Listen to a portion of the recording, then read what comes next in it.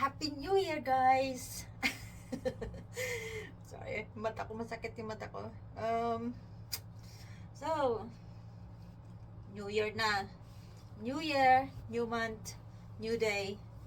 Sana lahat ng bagay sa mundo ay new rin. Hindi, alam ko lang. Sana lahat tayo ay magbago na rin. Bagong taon, bagong bago lahat. Sana ugali rin natin maging bago na rin. Pero yung ugali ko hindi mababago yan. Ganyan na talaga yan. Huwag kayo. So yun guys, pinipilit ko lang maging masaya. Pinipilit ko lang maging pero kailangan lang natin maging positive. Kasi ganun naman talaga ang buhay. Kailangan positive tayo. Huwag masyadong isipin ang mga negative dyan na nakapaligid sa atin. Kaya ang gawin natin, magpaganda na lang. Suklay-suklay muna pag may time. Dahil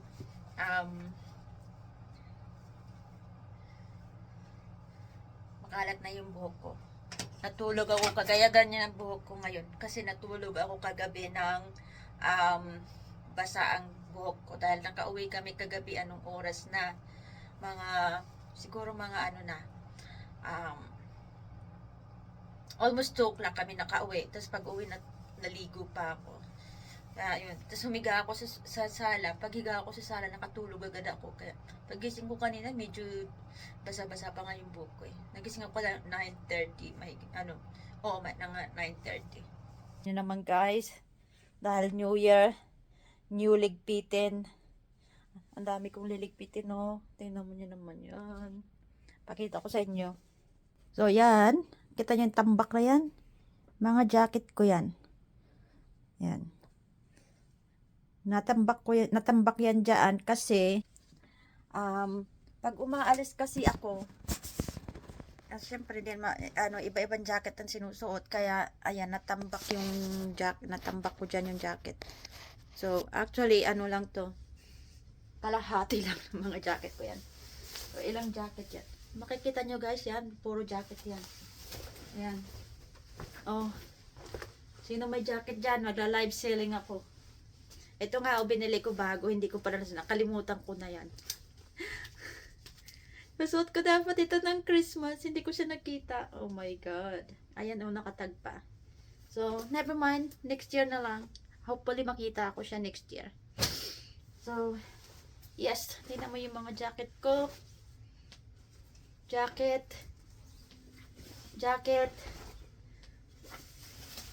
More jacket. More jacket. More jacket. More jacket. More jacket. Ito guys. More jacket. Yan. Andito pa.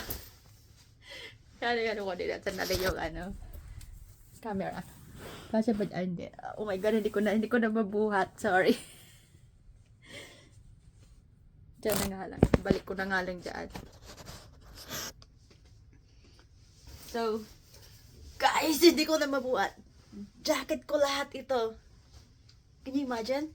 Magkaroon ako ng jacket na ganito karami. Hindi ko na maintindihan kung bakit. Jesus.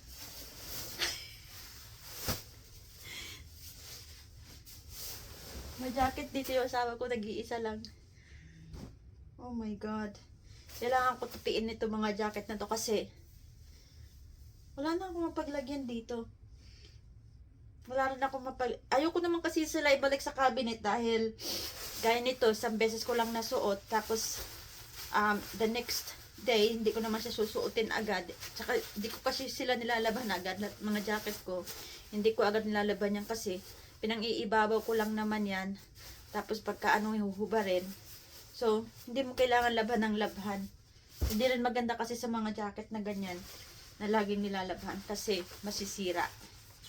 So, kailangan dyan mo lang. Kasi hindi naman lagi madumi yan eh. Hindi ka naman pinagpapawisan pati. Ayun. Dahil ko pa ngayon na mag live selling ng jacket. Puro jacket lang. Oh, sino may gusto ng jacket? Punta kayo dito. Free na yan. Oh my God. So, ngayon ako ay magtutupi muna ako ng mga jacket ko. Kasi, natambak dito dahil tinatamad na ako alam mo na, ayusin dito. So, pagkahubad ko, wink, ganun lang ako ng ganun. So, yan. Tapos, pagka wala akong gusto na jacket dito, kuha na naman sa cabinet. Actually, marami pa akong jacket dito. Pakita ko sa inyo. Ayan. Mga jacket ko pa yan. Ito, binili ko to, hindi ko pa nasusuot ito. Hindi ko pa nasuot yan. Yan. May mga leather jacket. Yan.